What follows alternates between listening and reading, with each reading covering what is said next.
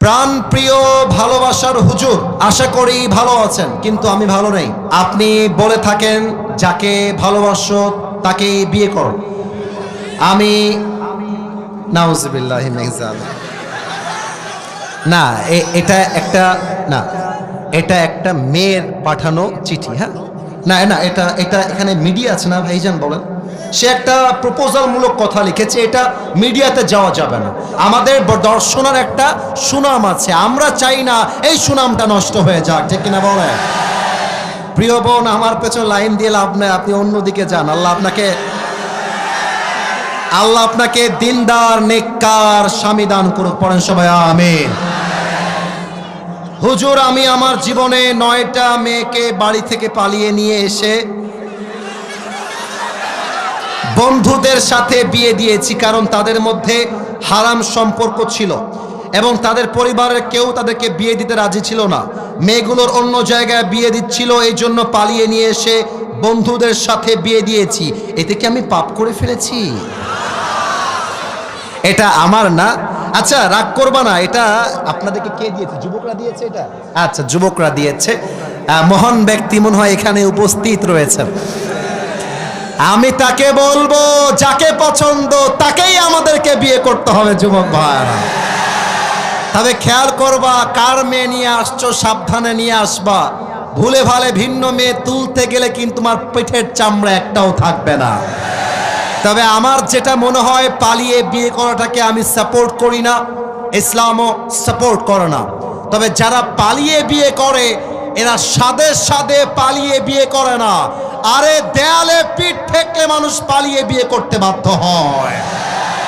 আমার তো মনে হয় যুবকের বাপ যদি যুবককে রাইট টাইমে বিয়ে দিয়ে দেয়, আরে পালিয়ে বিয়ে করবে কেন? ধুমধাম করে সবার সামনে বিয়ে হবে। এখন দেখা যায় যুবকটা বিয়ে করতে চায়, বাপ বলে তুই তোর নিজের পায়ে দাঁড়িয়ে তারপরে বিয়ে করবি। মেয়েটা বিয়ে করতে চায়, বাপ মা বলে তোর বয়স এখনো 18 হয় নাই। আমি দর্শনার কাছে প্রশ্ন রাখতে চাই, 18 বছরের আগে যদি একজন মেয়ে বিয়ে করতে না পারে, 16 বছরের মেয়ে টিকটকে নেচে বেড়ায়, এই আইনটা কোথায় থেকে আসবে যুবক ভাইরা, বলো আমাকে। 16 বছরের মেয়ে টিকটকে নাচতে পারবে, পার্কে গিয়ে প্রেম করতে পারবে, হোটেলে গিয়ে বয়ফ্রেন্ড নিয়ে নষ্টামি করতে পারবে, হালাল ভাবে বিয়ে করতে পারবে না। এটা প্রমাণ হয়ে যাচ্ছে। পার্লামেন্ট চলছে আল কোরআন দিয়ে নয়, পার্লামেন্ট চলছে পশ্চিমা আমেরিকার সভ্যতা দিয়ে যুবক ভাইরা আমার। আল্লাহ যুবকদেরকে হালাল ভাবে বিয়ে করার তৌফিক দান করে, পড়েন সবাই আমিন।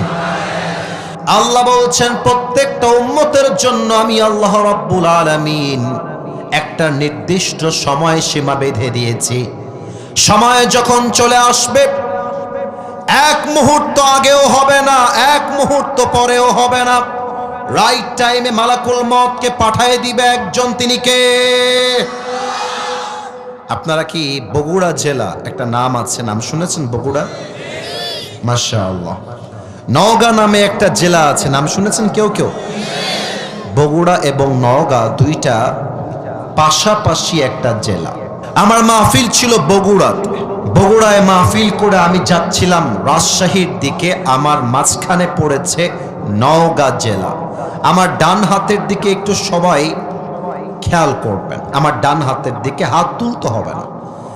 আমাদের যে বিশ্ব রোডগুলো আছে, highway road, bypass road, whatever, রাস্তার উপরে বিট থাকে, স্পিড ব্রেকার থাকে, থাকে না ভাইজান? স্পিড ব্রেকার উঁচা উঁচা বা অনেক সময় ঢেউ ঢেউ দেওয়া। আপনারা খেয়াল করবেন, স্পিড ব্রেকারের কাছে গাড়ি যদি আপনি ব্রেক না করেন, গাড়িটা উল্টায় যেতে পারে স্পিড ব্রেকারে ধাক্কা লাগবে। তো আমাদের ড্রাইভার সাহেব রাত বাজে 1 থেকে 2টা উনি গাড়ি চালাচ্ছিলেন, কিন্তু সামনে যে স্পিড ব্রেকার আছে উনি খেয়াল করেন নাই। গাড়ি ছিল 100-তে কিংবা 105-এ, খুব স্পিডে গাড়ি চলতেছে। উনি সামনে যখন স্পিড ব্রেকার রাতের অন্ধকারে দেখতে পেরেছেন, ঠাস করে ব্রেক দিয়েছেন। আর এত জোরে ব্রেকটা আঘাত লেগেছে, আমার সিট থেকে একটা আঘাতে আমার এখনো মনে পড়ে, আমি উঁচুতে উঠে গেছি, আমার মাথাটা গাড়ির ছাদে লেগে যাবে, এতটা উঁচুতে আমি উঠে গেছি ব্রেকের চাপে। আর গাড়িটাও এক লাফে কেমনটা যেন উড়ে যাওয়া ভাব, এতটা উঁচুতে উঠে গেছে। আমার একটা মুহূর্তের জন্য ফিল হয়েছে যে লা ইলাহা ইল্লাল্লাহ মুহাম্মাদুর রাসূলুল্লাহ। মনে হয়েছে এই তো আসিফ হুজুর শেষ, হয়তো এখনই আমার জীবনটা শেষ হয়ে যাবে। কিন্তু আল্লাহর কি খেলা, গাড়িটা রোড থেকে বাহিরে গিয়ে পড়ে নাই, রোডের উপরে পড়েছে। কিন্তু সেই দিন যদি গাড়িটা উল্টে গিয়ে পানিতে পড়তো, আমার দমটা বন্ধ হয়ে আমি মারা যেতাম। প্রত্যেকটা মানুষ এসে আমার লাশটা তুলতো গোসল দেওয়ার জন্য। আমার দেহে আজকে কত দামি দামি জামা, দামি ওয়েস্টকোট, দামি ঘড়ি, দামি জুব্বা, দামি টুপি, দামি চশমা, এই সব কিছুকে খুলে আমাকে 3.5 হাত মাটির কবরে সাদা কাফনের কাপড়ে প্যাকেট করে শোয়ায় দেওয়া হতো। আর এটাই তো দুনিয়ার জীবনের চাকচিক্যতার বাস্তবতা, ঠিক কিনা বলেন সবাই আপনারা? রূপেরই গৌরবে সাজিয়াছো সাজ, সোনা দানা কত কি আর রাজকী পোশাক। যেদিন প্রাণ চলে যাবে সবই পড়ে রবে, প্রাণ চলে যাবে সবই পড়ে রবে। গায়ে দেবে মার কিনো থন রে মোনা আমার, কেন বাঁধো দালান ঘর, ঠিক কিনা বলেন? জাস্ট একটা কলি যদি আপনারা দর্শনাবাসী পারেন, আমার সাথে গান, পুরো দেশ আমাদের এই গানটা আগামীকাল শুনবে, একটা কলি আমার সাথে গাইবেন, আমার কোনো চাওয়া পাওয়া নেই। একসাথে একদিন মাটির ভেতরে কেন বাঁধো দালান ঘর, ঠিক কিনা? দেহ তোমার চরম চর গলে পচে যাবে, শিরার উপর শিরাগুলি ছিন্ন ভিন্ন হবে। মন্ড মিরু দণ্ড সবই হবে খণ্ড খণ্ড, মন্ড মিরু দণ্ড সবই হবে খণ্ড খণ্ড। পড়ে রবে মাটির উপরে মোনা আমার, কেন বাঁধো দালান ঘর। একসাথে একদিন মাটির ভেতরে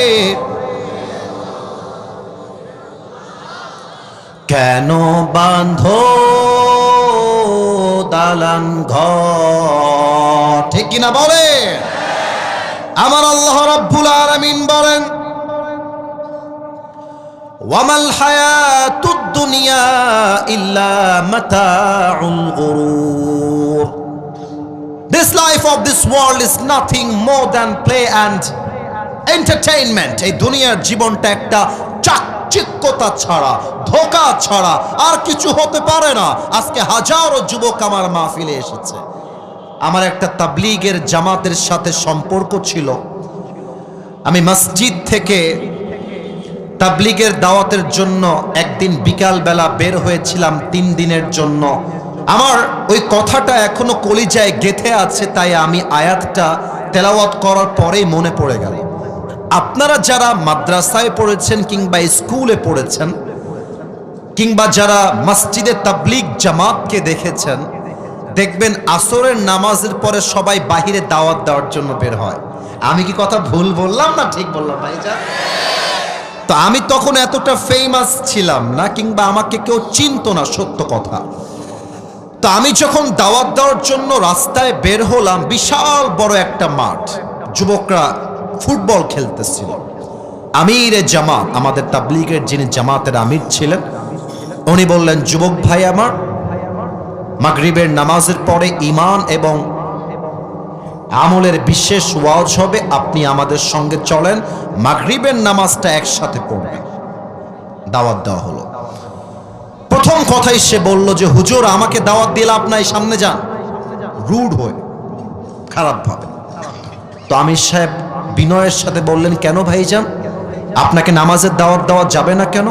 তো যুবকটা বলল, ভাই আমার তো এখনো বিয়ে হয় না, আমি তো বয়সে অনেক ছোট, আমার বিয়ে হবে, বাচ্চা হবে, ওই বাচ্চার বাচ্চা হবে, নানা হব, দাদা হব, তখন গিয়ে হজ করে এসে 5 ওয়াক্ত নামাজি হয়ে যাব, আমার নামাজের সময় এখনো আসে নাই।